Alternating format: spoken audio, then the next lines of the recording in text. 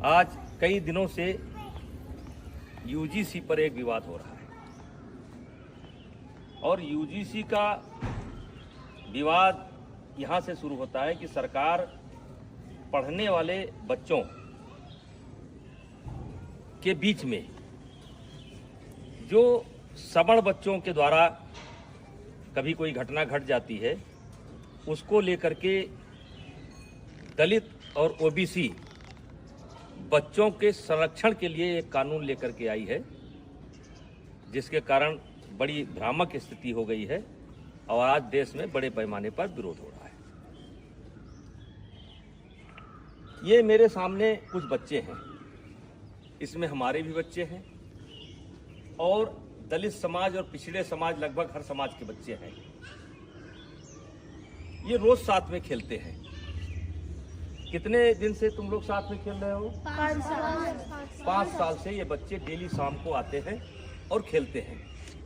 फिर इनको कोई नाश्ता पानी? हाँ, जैसे लड्डू, मिठाई, चाय, आम, मटर, सीजनल। यानी जो घर पर रहता है वो ये लोग साथ में बैठ करके ये नाश्ता करते हैं। ये कोई कानून के तहत नहीं कर रहे हैं, ये कानून के बंदिश से नहीं खेल रहे हैं। ये हमारी सनातन की परंपरा रही है, हमारे नस नस में है। पंडित दीनदयाल जी ने कहा था कि जो नीचे हैं उनको ऊपर लाना है और यही हमारी सनातन परंपरा है, यही हमारी सवर्ण परंपरा है कि जो नीचे हैं उनके साथ भेदभाव न करना, ऊपर लेकर के आना। इसका मिसाल ये किसी कानून के तहत नहीं हो रहा है।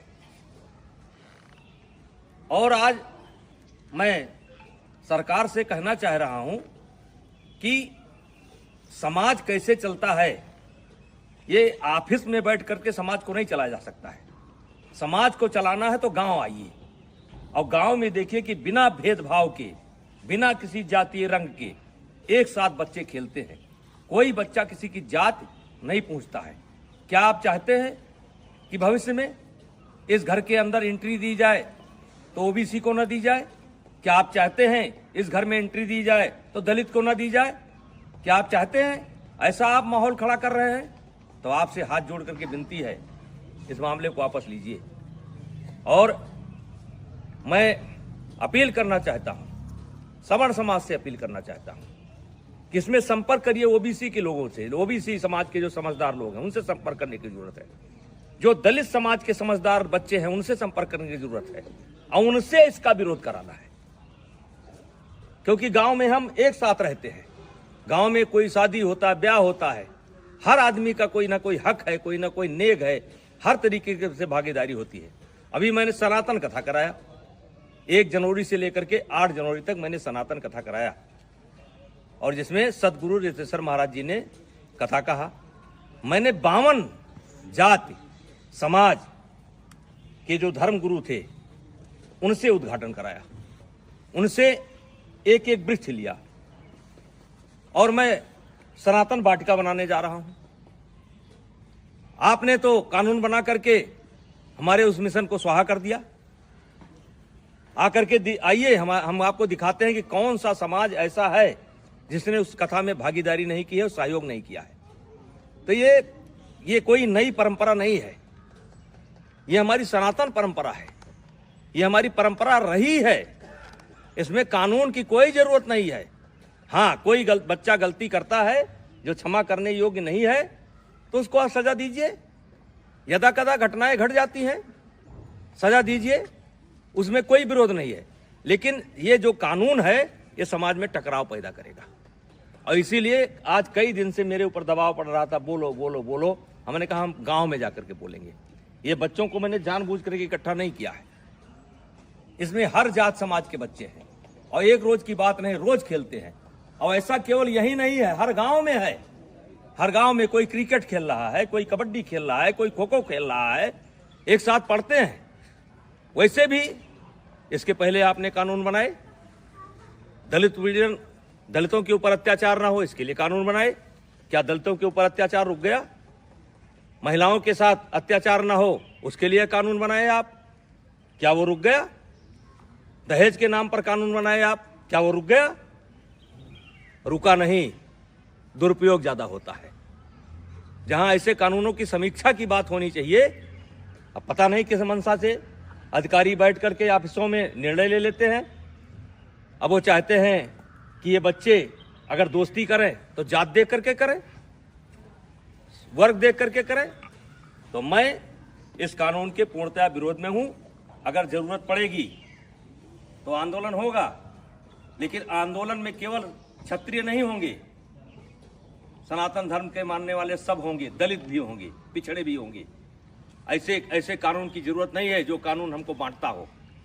ऐसे कानून की जरूरत नहीं है। तो कृपया हाथ जोड़ करके विनती है, मैं बहुत छोटा आदमी हूँ, मैं जानता हूँ कि इसका असर पता नहीं आप पर पड़े कि ना पड़े, लेकिन ये गांव ऐसे नहीं चलता है।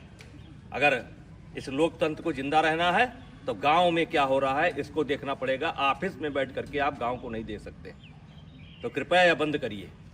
सवर्णों के बीच में झगड़ा होता है, ब्राह्मणों ठाकुरों के बीच में भी झगड़ा होता है, दलितों के बीच में झगड़ा होता है। कहाँ तक आप कानून बनाएंगे?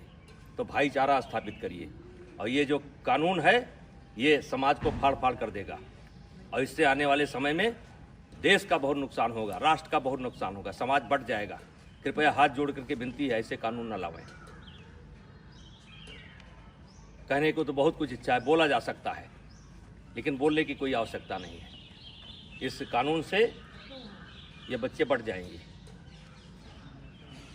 ये जात देख करके दोस्ती करेंगे। कितने साल से आते हो तुम लोग? 5 साल से आते हो। और कुछ नाश्ता पानी मिलता है? हैं? खेलते हो?